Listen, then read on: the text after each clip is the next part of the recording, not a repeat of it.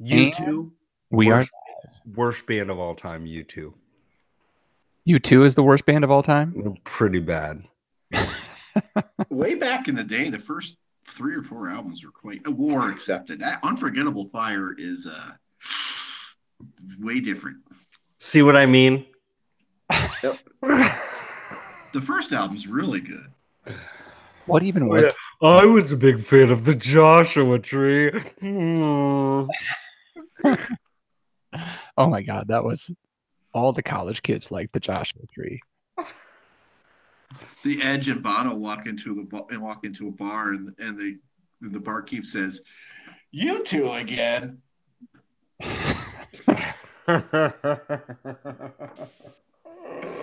I need a hi hat. Parker and I wrote a joke today. Did you? Do you mind sharing it? Yeah. What happened when the kid went to school with pink eye? I don't know. I don't know what. Classic. Because the class got sick. Keep trying. Come on. That's pretty dope. Come on. Oh. Good job, Parker. All right. We all set then? Yeah, on that note, let me make sure I'm recording here. Yeah, I'm recording here. All right, I'm showing 8:46. Here we go. This is Mark Forsyth, author of A Short History of Drunkenness, and I like drinking too. Therefore, I like the I Like Drinking podcast, where you never drink alone. At the sound of the tone, the official We Like Drinking time will be 5 o'clock. Commence consumption.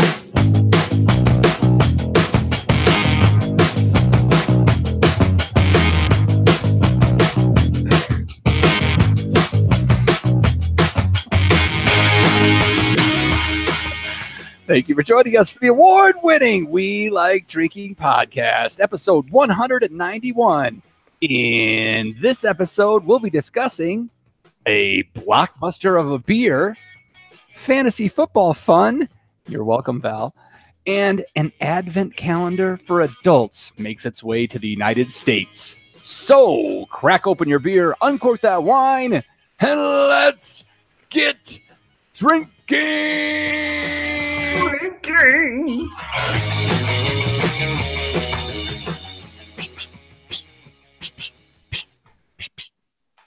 Did I look? Jeff You can tell I'm playing lead guitar because my fingers are really close together and up above my chest. And you're not surprised at all. You just No. It looks like more like you're playing lead ukulele. Anyway. See how I lean back to get the really high notes, like, or you're playing some chest hairs or something like that. I love how many visuals we have on this show that most people never see. Yeah, you remember when we first started out, we really tried to not do that, and now we just don't care. Yeah, man. Yeah, because but people know us by now enough where they can visualize those things. Yeah, they've watched it enough times on I wonder, and this might be kind of a fun little experiment. Those of you that have only listened to us on the podcast, I'd love for you to take a moment to actually watch our show, really, because I'm wondering if you even know what we look like. And I'm wondering if folks, don't watch. The images in your head, if who we actually are lives up to your expectations. I just wonder. Are there any radio talk show hosts that you've listened to for a long time, and all of a sudden you see a picture of them and you're like, no way? It was who was the neighbor on was it Wilson on Home Improvement? I remember when I finally saw his whole face and I was like, ugh, I don't looks like a volleyball with hair. Bring the fence back. Fence back. What's this show about? I forgot. Maybe that is like the whole, like, you know, not to get too political, but maybe that's the thing about like Donald Trump. He was just really upset when Wilson's face got revealed, and so he wanted to build a. No. Okay. No, I don't think so. All right. All right. Okay. Hey, folks. Welcome to episode 191. The off the rails. Is it 42 minutes in yet? 2 seconds in. We've lowered the bar. Yeah. 42 seconds in, and we need to have a come to Jesus moment. All right. All right. Let's just go straight to the after party. If you didn't know, listeners, you're listening to the only award-winning and topical beer and wine education podcast. I don't know, focusing on absolutely nothing this week. It's topical. Yeah, we're the Seinfeld of podcasts. You know, podcast about nothing. Always tell when it's the first time we haven't had a guest in a while. We all have our NPR voices going on right now. What the hell's happening? Hey, folks, you know, if you're really enjoying what you're hearing so far and you're thinking, I should give these guys some money, you can do that by helping us out and becoming a Patreon. You can visit welikeDrinking.com/pledge to find out how you could give us some money. And we'd give you more of this. Yes. Well, we're going to be paying people back after this episode. Bonus. You get extra time with us. All right, so let's do this. Find out who's rambling tonight. We've got our usual panel members. We've got our wine blogger Jeff Solomon. Hello, everybody. We've got our beer brewer John Ruyak. Hey, folks. And I am your host Jeff Eccles. Guys, let's find out what's in our drink or what we're drinking tonight, and see if we can move this train along. John, let's start with you tonight. So a couple weeks ago, I talked to Dan about just changing up the hop schedule a little bit on our India Black Ale. So we lowered the input of Nugget and increased the input of Cascade. And this thing is smooth. I'm digging it. So it's our Desert Night India Black Ale, Blizzard Tail. Yeah. Nice. Clocks in at 6.8 ABV, and I think this one's like 63, 64 IBUs. Nice. Jeff Solomon. Yeah, I picked up a mixed case from Firestone Walker the other day, and I was pleasantly surprised to come across, I guess you could call it like a British style pale ale or just a British style pub ale. This is their Nitro DBA, their Nitro double barrel ale. I was pouring it pretty hard as we were talking earlier, and the guys thought I was having a flatulence issue, but no, it was to release the nitrogen. But this is just a beautiful food friendly, kind of like a copper ale. I'm a big proponent of having a little nitro to take home. It's nice. It's like John was saying earlier, and I think like Jeff is going to tag along. Like, I like it. #smooth. Hashtag. You know, and I think the nitrogen really helps with that. #Velvet, man. Yeah, absolutely. It looks like it's a trifecta of beer tonight. I am going with some Ska Brewing, one of Jeff Solomon's favorites. I've got this Decadent Imperial IPA. I poured this one and then I tasted it with the guys here. I was like, whoa, that's a little boozy. And then I looked and it's coming in at 10% ABV. So hang tight for the after party tonight, listeners. Yeah, it's boozy, but it's an easy drinker at the same time. So, speaking of ska, like I feel like there needs to be a horn sound. Like when you're disappointed, it's rrp, rrp. But like when you're excited, it's like like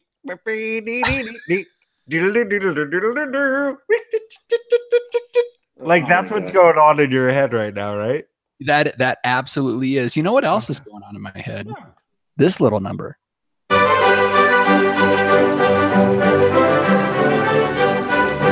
Which means it's time for grape, hop, or pop culture reference. Not sure what the voice is tonight, but I'm digging it. All right, the term this week, I gotta say, the term this week came from a listener. Oh. The term this week came from a Patreon, actually. Oh. And the term this week is Gurk.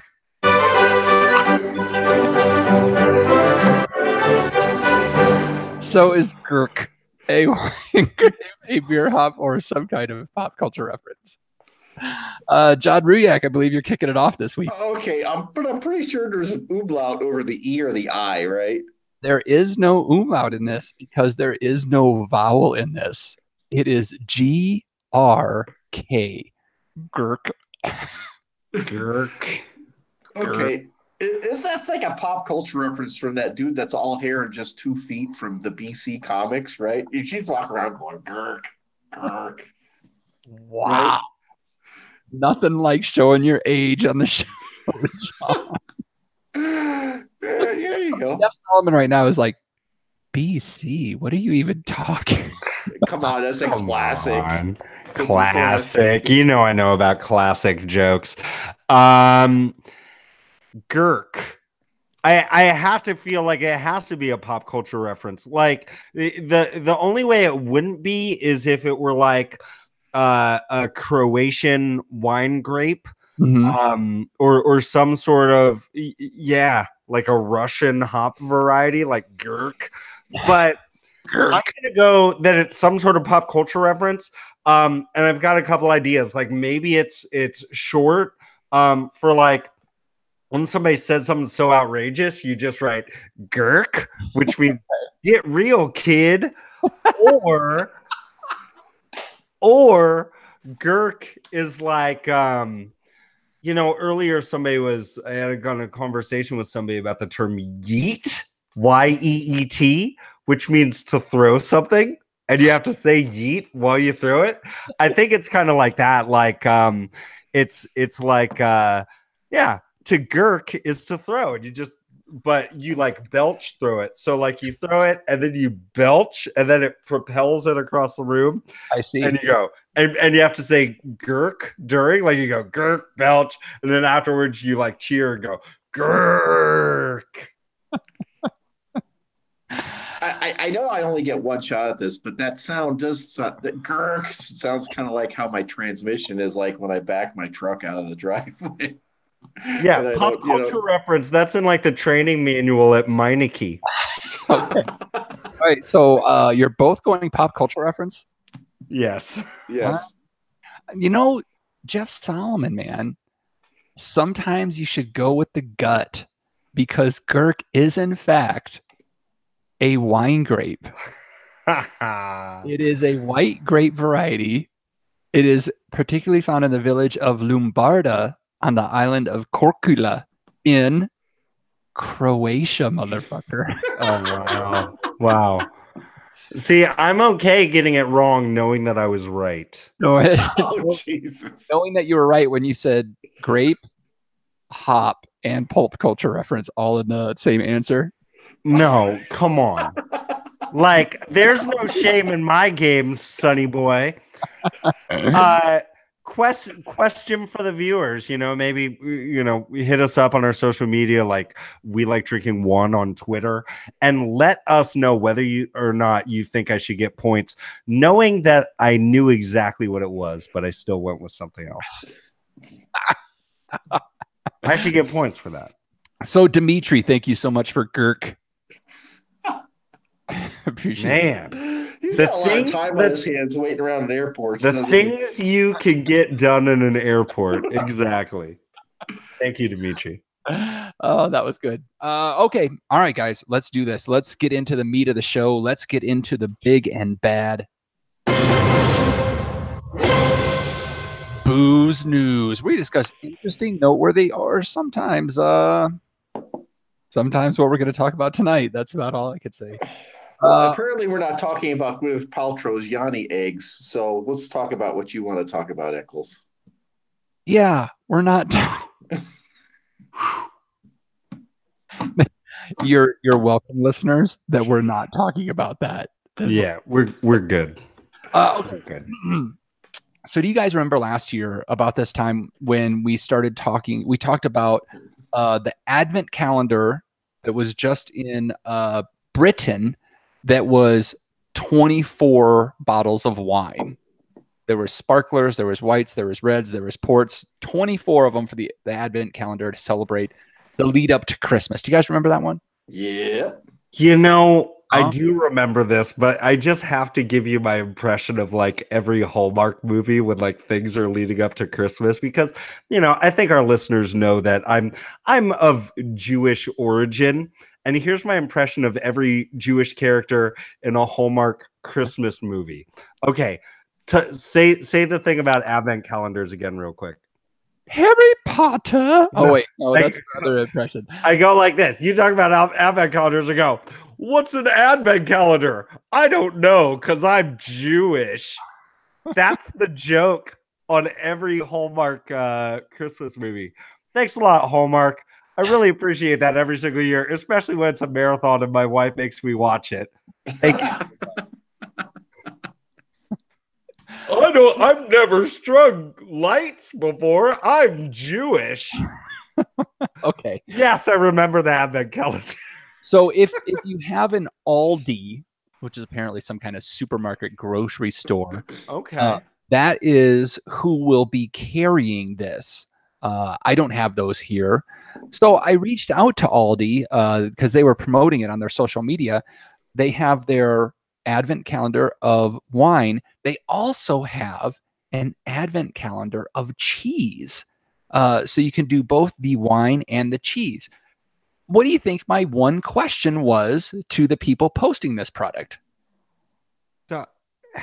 How much or how can I get it? No, Why don't you combine the two calendars? that's kind of, I was like, so do they go together? Do the cheeses pair with the wines? Because that would really, I mean, the cheese one I think is like $17. Yeah, it's ridiculously inexpensive. And I want to say the Advent calendar, the wine one is like 45. No, it was No, like no, 70. 70 bucks. $69.99. And Yeah, the cheese is like 17, right? Yeah.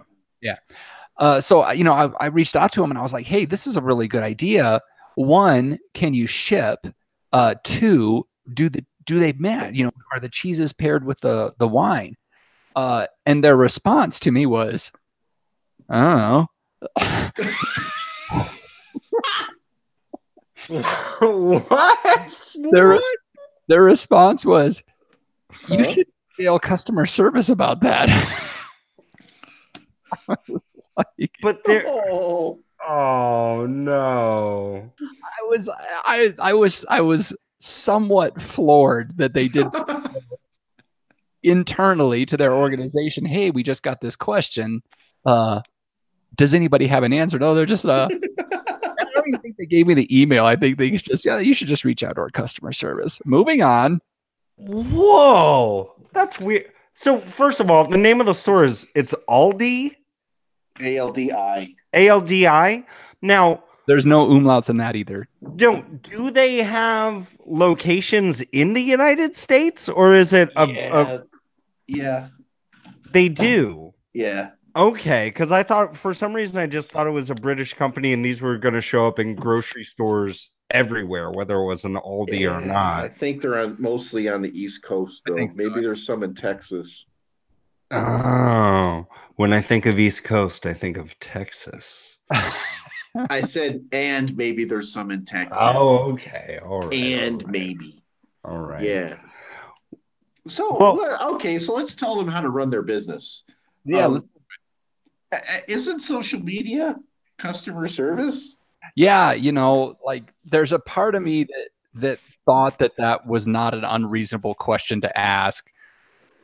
They apparently just haven't gotten everybody clicking on the same page yet. So I did go to the customer service and there was a whole form to fill out and there was no way to like call or hit them up on social media. So I thought about it for about 8 seconds and I was like, No, this is too much work. yeah, I don't care that much because I get it. So That's so crazy because like they're getting their names out there with like, all these articles being written about it. People are excited about it, and they're not prepared to give answers.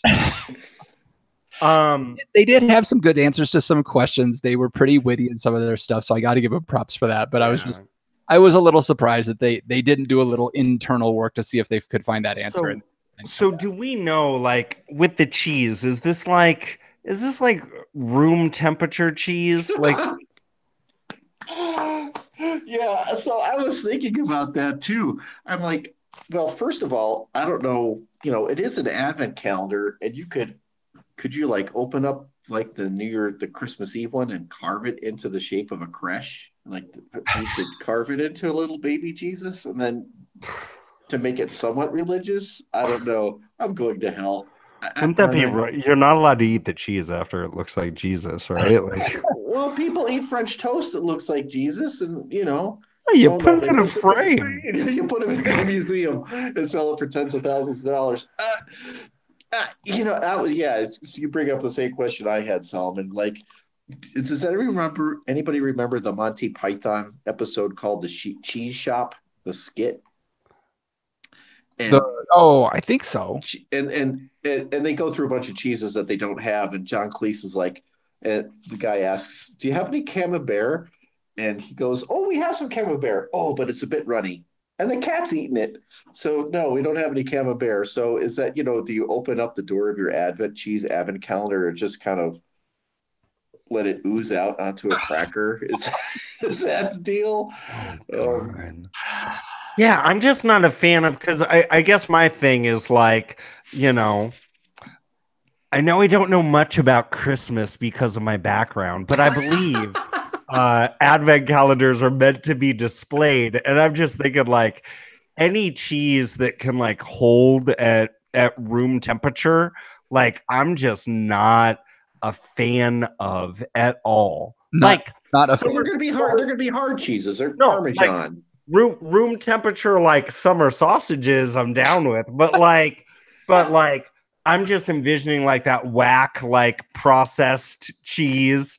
It's some sort of like new name with Jack at the end of it. It's like Christmassy pine clover Jack or something like that. Like I mean, for their sake, I hope that it's good.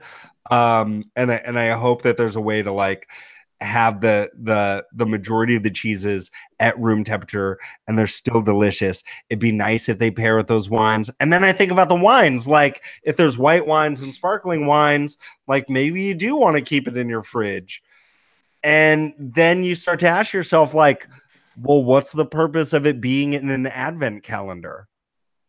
And advent calendars aren't small. How do you fit it in your fridge? Oh, and they are mini bottles. I think. Yeah, we know. Well, yeah, it equates to like 6 bottles of wine over the entire 24 days, right? Yeah. That's going to take up more space than your cheapo chocolate advent calendar that you get on Trader Joe's on your way out. Like it's going to take up a lot more space than that. It's going to be bigger than the Lego advent calendar for sure. There's a Lego advent calendar? Yeah, there's a Lego advent calendar. See, we should be talking about that. Give me a bottle of wine and a Lego advent calendar. Call it a night. Let's see. The cheese one does include cheddar, Gouda, Edam, and more. Those are semi-soft cheeses. Like cheddar could be a hard cheese, but Edam and Gouda are both semi-soft cheeses. Yeah. They don't hold up at room temperature. Oh, I mean, maybe this is just your happy fridge advent calendars. I don't know. Eat them, more like don't eat them. Are they all going to be like little baby bells where they're just covered in wax? Wow. But here's the other thing. I mean, it's $17. Actually, it's $12.99. I did it. Oh God! But really good cheese costs more than 33 cents a portion, right? I mean, have you ever been to the cheese counter at Whole Foods or even Smith's or City Market? And some of those cheeses go for like $19 a pound. So what are you getting for 33 cents a portion? I mean, Cheese Whiz in a wax. I get. Okay, now it's my turn to get in trouble. I guess it is a little bit festive because you take a bite of the first one and you go, cheeses. Okay.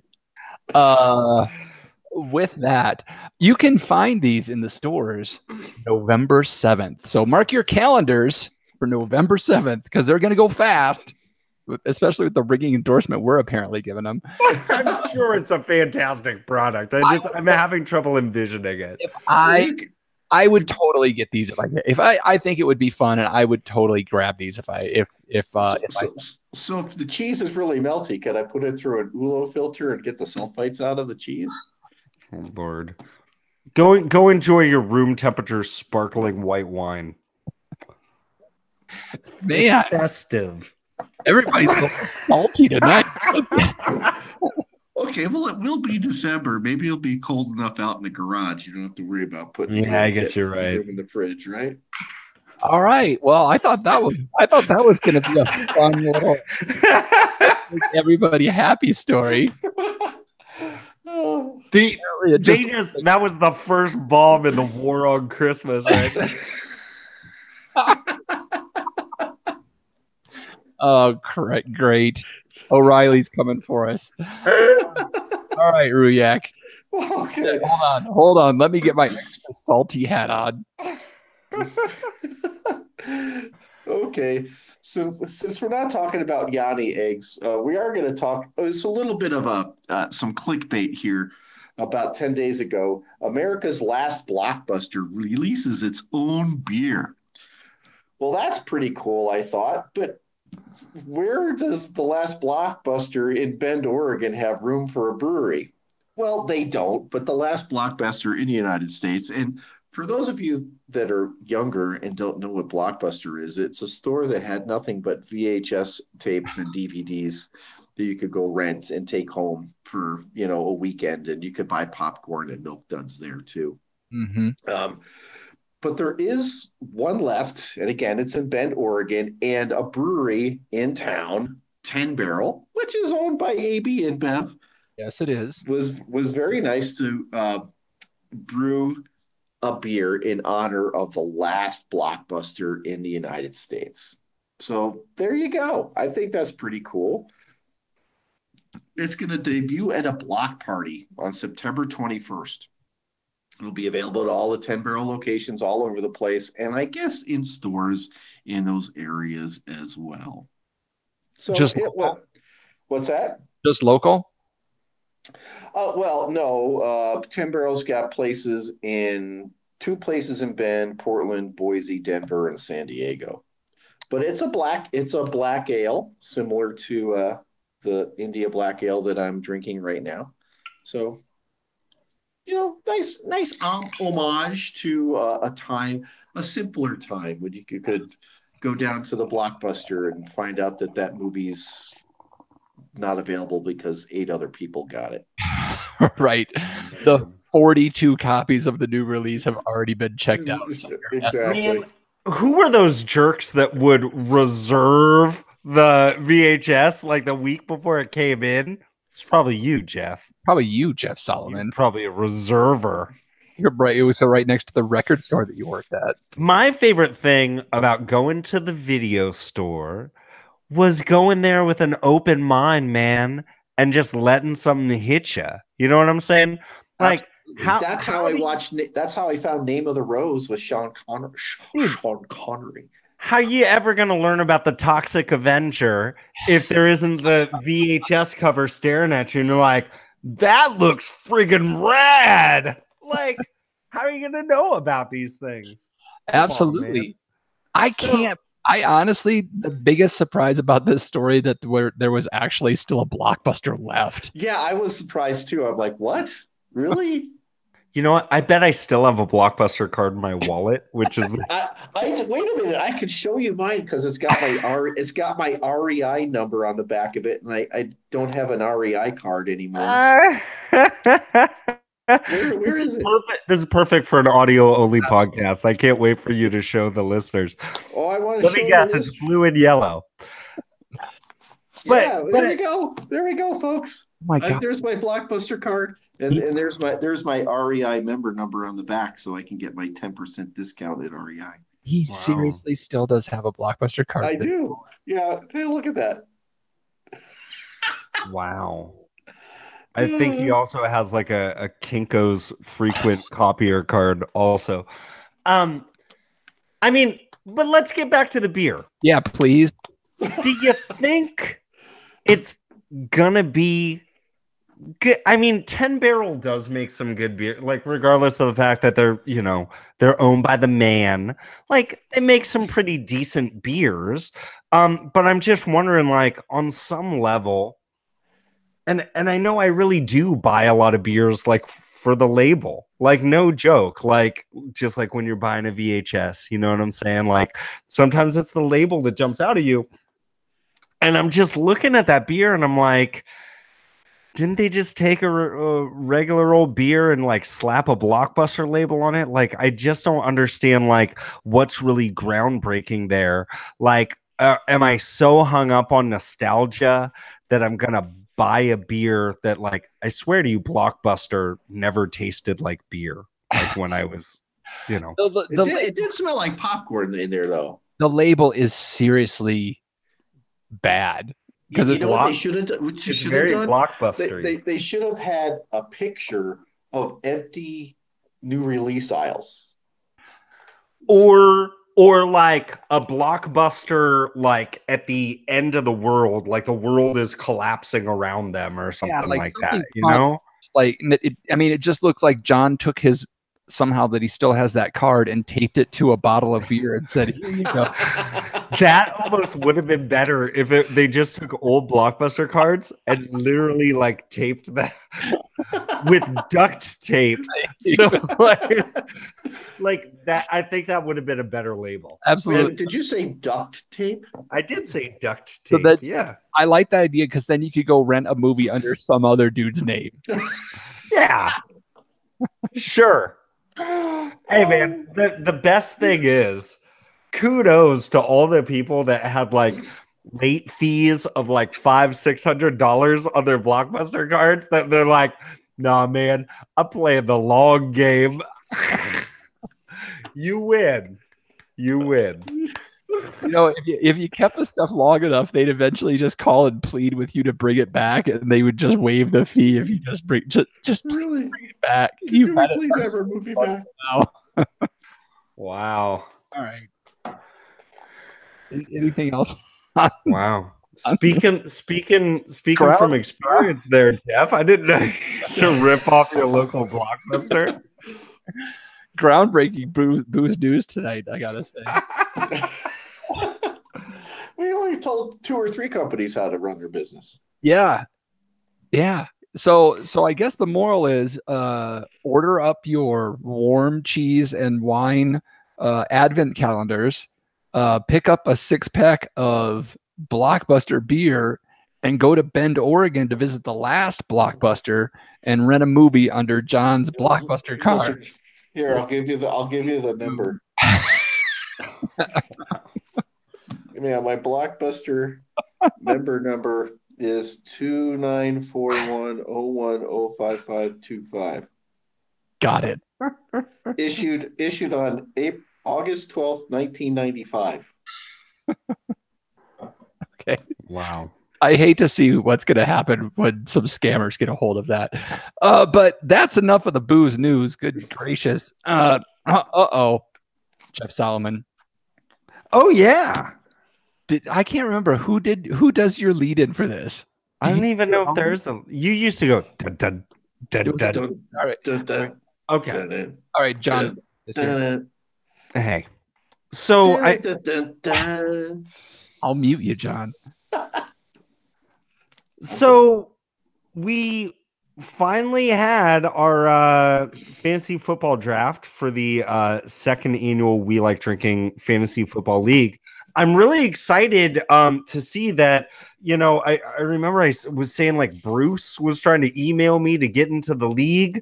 And then next thing you know, I guess he was having trouble, but a bunch of other people were able to jump into the league real quick. So I'm really sorry, Bruce, that you didn't get a chance. There was also someone that reached out on Twitter to us to get into the league, and he just wasn't able to. And I'm sorry.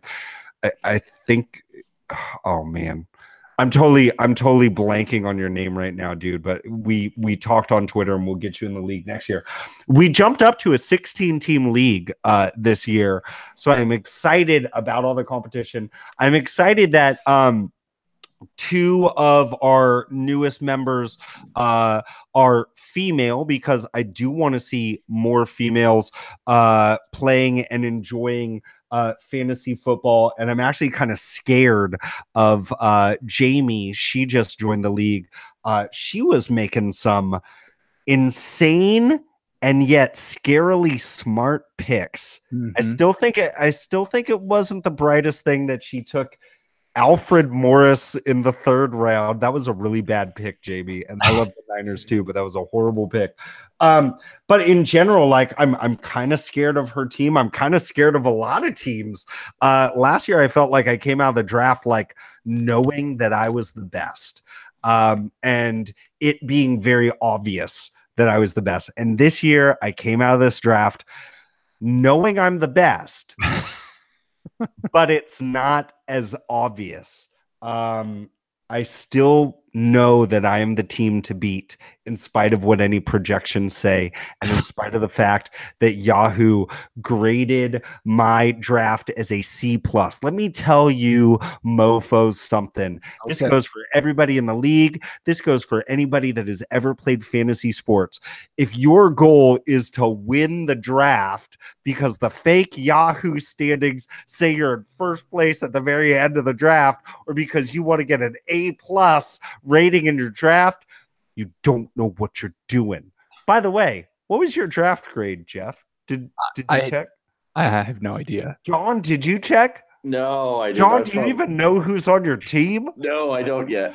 This is where it gets really fun. I am going to dominate. And by the way, Jeff Eccles with the 2nd pick, with the 4th pick. 4th pick. He drafted David Johnson. And I don't know if you know. I didn't even know who that was. The last person who drafted David Johnson was Jeremy from the Felton Covered Bridge with the number 1 pick last year. And during the first game, David Johnson broke his hand and he was out the rest of the season. Now, look, I know it's just a hand. You only need your legs to run. But I'm just saying, dude has cursed teams from the beginning of this league, and I'm just kind of scared. I'm just kind of scared for you, Jeff Eccles. Okay. That is all. John Ruyak, because you auto drafted, that means that you have 2 defenses and you have 2 kickers. So good luck. Anything else, Jeff? No, that's it. I'm just really excited. I'm really excited. I won a couple of games last year with my Rams defense and my Houston defense. What grades did we get? I don't know. Oh, okay. You should be checking your emails. Yahoo probably told you, like, hey, Jeff Eccles, you won the draft. You got an A++. Doesn't mean anything at all. I'm taking y'all down. Okay. And I see I play you first again. Yeah. Thanks for that. All right. Well, with the killer combo of Saquon Barkley and Joe Mixon and LaShawn Shady McCoy, who might get suspended, I'm going to destroy you guys. All right. My team name's still the same, right? Yes, it is. Mm-hmm. What is that? Smoked whale testicles. And last call. Last call. All right, folks. You know what time it is. It's time for us to clean house and lock the doors. Do you know what we do here? We look for a little help from you, our listeners or viewer. Jeff Solomon, if the folks want to get a hold of us on social media to let us know about how awesome this episode was, how can they do that? Well, just choose your favorite social media platform. On Facebook and Instagram, it's really easy. Just search for We Like Drinking and you will find us. Doubly nice on Facebook is that we do have a private group, which is so much fun, called The Tavern. So if you just look up We Like Drinking The Tavern, you can get in. You can get down with, as Jeff Eccles would say, you can get down with that sickness. On Twitter, some jerk has what our handle should be. So we are at We Like Drinking 1. That's the numeral 1. And if your favorite platform is MySpace, get back to the early 2000s, old man. Get out of here. John Ruyak, if the listeners have followed us on the social medias, but they want to let us know in a more public forum, a more concrete forum, I don't know what you want to call it, how can they let us know what they think? Well, you could go to Apple Podcasts, otherwise known as iTunes, and just type in a real quick 5-star review. That would work. That's the best way.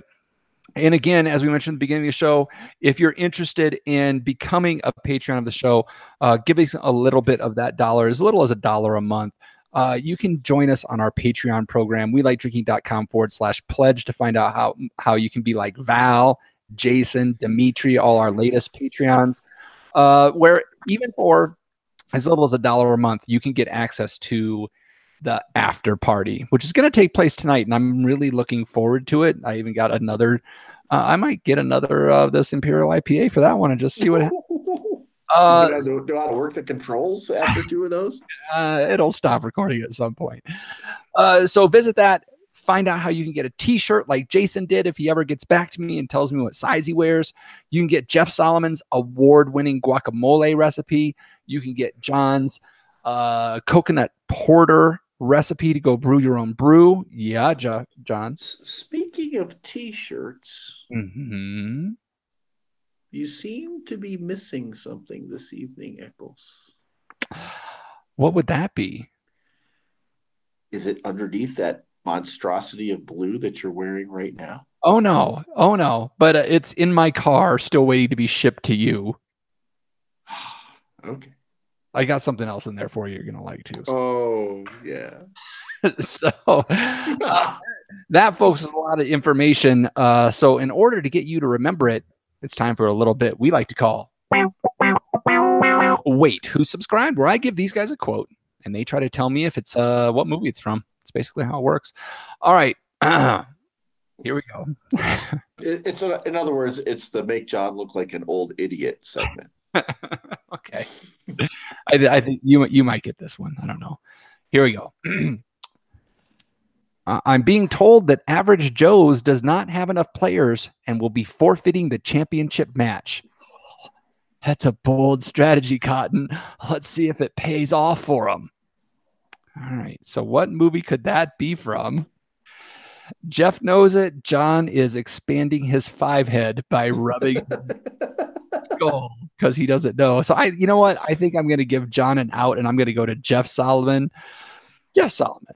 Well, if you can dodge a wrench, you can dodge a ball. It's Dodgeball. I believe it's called like Dodgeball, an underdog story. Yes, Dodgeball. I believe it's a true underdog. Story. Great movie. If you can dodge a wrench. One of the greatest. The only thing here's what I hate about that movie. Mm-hmm. One of the best lines in it is when she goes, I just threw up in my mouth a little bit. I just burped. Yeah. Great line. Yeah. But then the proliferation of everybody saying that all the time and thinking it's hilarious. I'm just so sick of it. Anybody who tells me that they just threw up in their mouth a little bit, and I don't know why people say that to me all day long, but they do. Anyone that says, wait, maybe I'm the problem. No. I'm just saying that when you say that, you don't sound funny. You sound gross. You're not funny. It was funny in the movie, but you're not funny. Jeff Solomon. Yeah. What's your Twitter handle again? My twiddle is Jeff is rad. Everybody, if you can hear my voice, please send Jeff Solomon a tweet. Include We Like Drinking one. That's the number one at Jeff is rad, and tell him you just threw up in your. Why not do the GIF of her throwing up in her mouth? Why not? Absolutely. Take to the Twitters. Let's load up Jeff's feed with the verp. You know what? What? You morons aren't even bright enough to figure out how to do that. That's right. I'm calling out every single one of you. You don't even know how to use a Twitter or how to pronounce GIF. How are you going to do them both at the same time? You're not. Why are we talking about peanut butter? You didn't even know it was called a hashtag. You're like, I thought it was a pound signal. No. Jeff is still in fantasy football mode, folks, if you haven't figured it out. Let me tell you something. All you knuckleheads, all you nerds, all you Poindexters out there, you just get the step and you just hit the bricks, because I don't think you've got the guts to tweet at Jeff is rad on Twitter that you just threw up in your mouth a little bit. And in fact, if you actually did have the wherewithal and the intestinal fortitude to even think about doing that, you know what I would do? Well, I would throw up in my mouth a little bit. Moving on. I'm so confused, because you know that little Bernie citrusy thing that you get when you do that, and but then we're talking about peanut butter. What are we talking about peanut butter about? You can also find the show notes for this episode with all the links to the stories or mentions we had at welikedrinking.com/podcast. Or if you're on your phone, swipe right. They're right there. That easy. Swipe right. You've got all our links and everything right there. So that's a lot we covered in a short amount of time. And it may be one of the times that I'm most excited to say, it's that time where I get to say, okay, panel, let's take one last trip around this table and get some final thoughts before we throw up in our mouths. John Ruyak. That was Mr. Forsyth at the beginning of the episode, correct? Yes, it was. Well, folks, if you became a Patreon, you could listen to how we're going to get piffled in the after party. Jeff Solomon. I believe Sir Richard has lost his considering cap.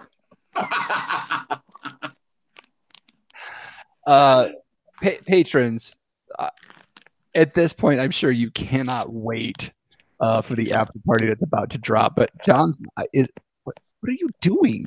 Are you changing the pee bag on your phone? No, I just plugged it in because I'm down to 10%. And I won't make it to the after party unless I plug it in. And with that, I'll say thanks again for joining us at the We Like Drinking podcast, where you'll never drink alone.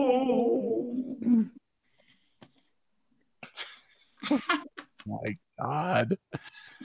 Burner.